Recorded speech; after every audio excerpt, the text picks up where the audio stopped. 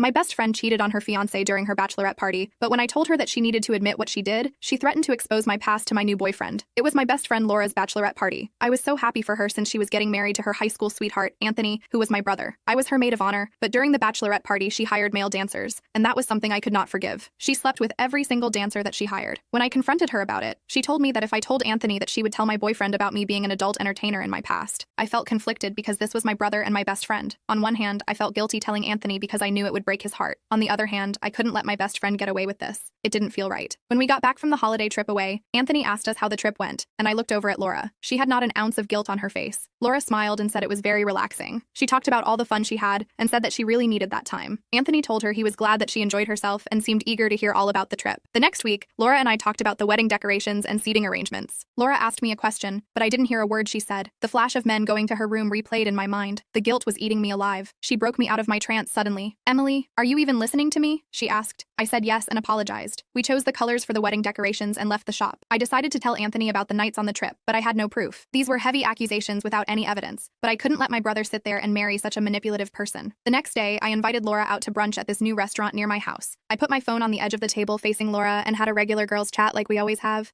We hadn't spoken one-on-one on the nights of the trip since the night she threatened to tell Todd about my past. We talked about the wedding plans, and she told me how excited she was about everything. Then I brought up the trip and asked her if she wanted to go somewhere like that for her and Anthony's honeymoon. She said she would love that since it was such a beautiful resort, and the food was amazing. I told her that one of the other bridesmaids got the number of a guy she met at the resort. She said that was juicy and told me to spill the tea about it. I said I didn't know much except they planned on having a date soon, and joked that she might be getting proposed to at Laura's wedding. Laura laughed and said she wished she could have taken one of the guy's phone numbers from the resort. I asked her which one. She told me in a low voice. "I'd take the second guy. He was so good in bed." I acted like I was picking up my drink and pushed my phone closer to her. I asked if he was the best out of all of them, and she said by a long shot. We laughed and drank. Soon the waiter brought us the bill, and I ended my voice recording on my phone. We hugged and went our separate ways. The second I got to my car, I called my brother. I told him that I needed to talk to him ASAP and asked to meet up with him without telling Laura. He asked me if everything was okay and what was going on. I told him that I would explain as soon as I saw him. I told him to meet me at my house and hung up the phone. I raced home and waited for Anthony. When he knocked on the door, I answered it quickly and asked if Laura knew he was over there. He said no, and that she thinks he went to visit our parents. I led him to the couch and pulled out my phone. I told him I wanted him to hear something and played the audio. His face dropped. He asked me how long I'd known, and I said since that night. We sat there in a long silence, and he said, "She told me she had a lot of fun and how she really needed that night. She talked about how all the guys on the resort were hitting on her, and she flashed the ring I bought her every time. I couldn't believe she lied to me." I told him I was sorry he had to find out that way, but he just had to know the actual person he was marrying. He asked why I waited so long to tell him, and I told him that she threatened to tell Todd that I used to be an adult entertainer. Anthony said that it shouldn't matter since it happened before you were together, but Todd was a conservative man, and I wanted to be 100% transparent with him at the right time. Also, I wanted him to hear it from me. Anthony told me he was sorry that I got caught in the crossfires of their relationship, but he was my brother, and I cared more about his well-being than keeping a friendship with a liar. I then told him that if he were going to break up with Laura, he would have to do it for another reason. I didn't want Laura to know I told him or recorded our conversation because she could still tell Todd about my past. It was 2 weeks before the wedding, and I got a call from Laura. She was crying and screaming on the phone. I could barely understand what she was saying other than her repeating, "He left me. He left me." I asked her what she was talking about, and she said Anthony called off the wedding. I asked her why, and she said that they weren't compatible because he found some evidence of her cheating on her phone. I could hear her sniffing up the tears. I asked for more information, and she said that was all he had said. She asked me if there was another girl, and I told her I knew nothing about another girl. I said he was head over heels for Laura, and I don't know what could have happened. Her voice sounded so hurt. For a moment, I felt bad for her. I knew I would have to be there for her at this time. A few months went by, and Laura stayed at my house, constantly rotting on my couch and crying to herself. I tried to cheer her up with her favorite candies and watch movies with her, but you don't realize how many movies are centered around couples until you have to avoid them. I was there for her through all the heartache and listened to her vent. She asked me if I could talk to Anthony to get him to take her back, and I told her that she had broken his heart, and that I didn't think there was a way to come back from that. She cried day in and day out. After a while, she started crying less. She asked me how Todd and I were such a good couple, and how he felt knowing about my past. I told her he still didn't know yet, and wanted to tell him on my own terms. She said she didn't want what happened to her to happen to me, and that I should tell him soon. I said it was my relationship and I would handle it my way. After third-wheeling our relationship for months, Laura moved back into her own apartment. She still visited a couple of times a week. She seemed happier when I saw her each time, and I could see that having some space was really helping her. I was glad at this. One evening while at dinner, Todd told me he was glad to see Laura doing better and asked about Anthony. I told him that Anthony was managing, but I realized I hadn't talked to him in a while and said I would call him up the next day to see him. At the end of dinner, the waiter brought me a dessert, but I didn't didn't order one. When I tried to explain that I didn't order a dessert, I saw in a chocolate sauce, "Will you marry me?" And when I looked back at Todd, he was already on one knee looking at me with charming eyes and a smile on his face. I nearly fainted. I felt butterflies in my stomach and shook my head. Yes, he put the ring on my finger and kissed me. I hugged him with tears in my eyes. The next day, I called my brother Anthony and decided to meet him at his house to catch up. We talked about what was going on in our lives, and he was super excited to hear that Todd was now my fiancé. He told me that I was super lucky to find someone so genuine and loving, unlike his ex. I laughed and agreed. I told him that he dodged a bullet, and if it wasn't for me, he would be stuck with a liar. He said that his big sister always looked out for him, and he was grateful for that. He said I was a genius for recording her while I was at the restaurant with her, and he probably would have been blinded by love if he hadn't heard it from the horse's mouth. We went out to eat and talked more about our lives, and I was glad to see he was doing okay. Over the next few months, Todd and I were arranging our wedding. At first, I was hesitant to ask Laura if she wanted to help because her wedding had been canceled, but I thought that I had to since I was her best friend. She excitedly screamed yes when I asked her. I was glad that she was still down. We began looking for wedding decorations, a venue, and a cake. This was more exciting when it was your own wedding.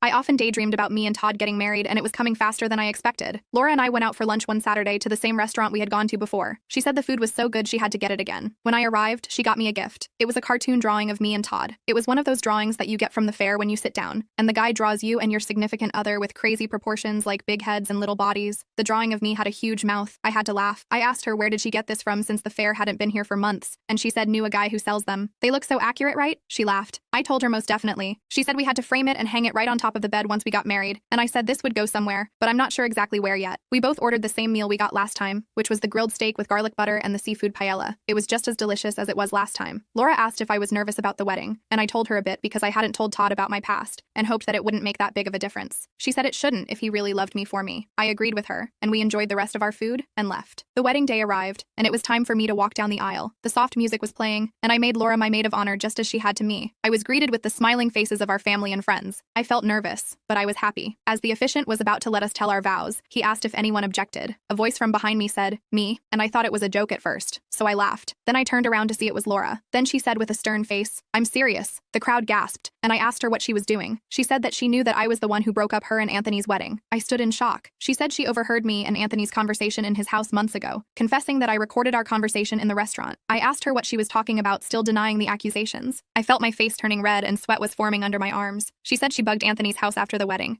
I wanted to see if there was another girl I had to worry about, but the only girl I had to worry about was you, my best friend. She screamed. She looked over at Todd, and he looked at me in disgust. She said that not only had she told Todd about my past, but Laura also said she'd been intimate with him for the past year. She said that this was their plan all along and that they would be together now. She ran over to grab Todd, kissed him in front of everyone, and said, "If anyone is getting married today, it's gonna be me." The crowd gasped again, and there was a lot of commotion. I ran out crying. I just wanted to be alone at that point. Anthony ran after me to console me in the dressing room. He hugged me as I cried into his arms. "How could she?" I said to him. He kept saying that it was going to be okay.